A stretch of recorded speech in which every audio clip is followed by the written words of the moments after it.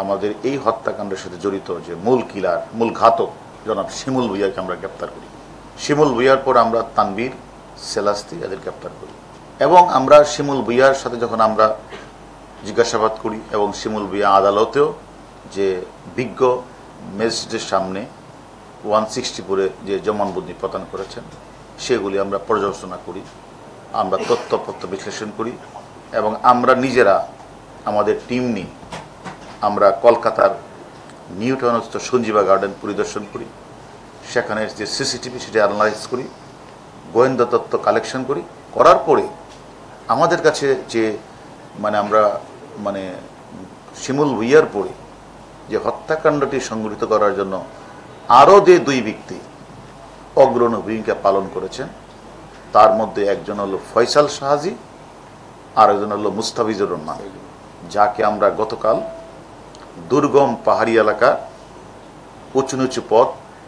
ফটিকছড়ি, ভোজপুরি এবং সীতাকুণ্ডের মাঝখানে একটা পাহাড়ের এক পাদদেশ থেকে তারা লাল ধুতি পরিহিত অবস্থায় সেখানে শুয়েছিল এবং তারা তাদের নাম ধারণ করেছিল, একজনের নাম পলাশ রায় আর একজনের নাম শিমুল রায়। এই নাম ধারণ করে, হিন্দু বেশ ধারণ করে, ধুতি পরে তারা প্রায় অনেক দিন যাবতই এই পাতালটার নাম হলো শ্রী শ্রী পাতাল কালী মন্দিরে তারা বাঁচার জন্য তারা লুকিয়েছিল। আমরা আপনাদেরকে বলেছিলাম যে আমরা অনেককে গ্রেপ্তার করেছি এর আগে। এই দুইজনকে গ্রেপ্তার করার জন্য আমাদের একটি টিম ছিল ঝিনাইদহ, আরেকটা টিম আমরা কাজ করতেছিল হলো যশোহর, আর দুটি টিম কাজ করতেছিল খাগড়াছড়ি, বান্দরবন, তারপরে সীতাকুণ্ড,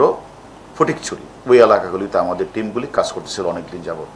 আমরা এর মধ্যে একটি টিম আমাদের সুন্দরবনও গিয়েছিল, আমরা তথ্য পেয়েছিলাম সুন্দরবনের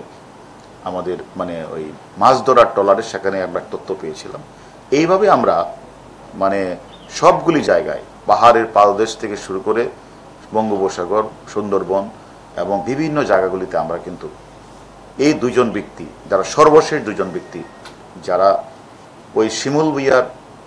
নেতৃত্বে তারা হত্যাকাণ্ডের জন্য যা যা করার তারা সেটাই করেছে।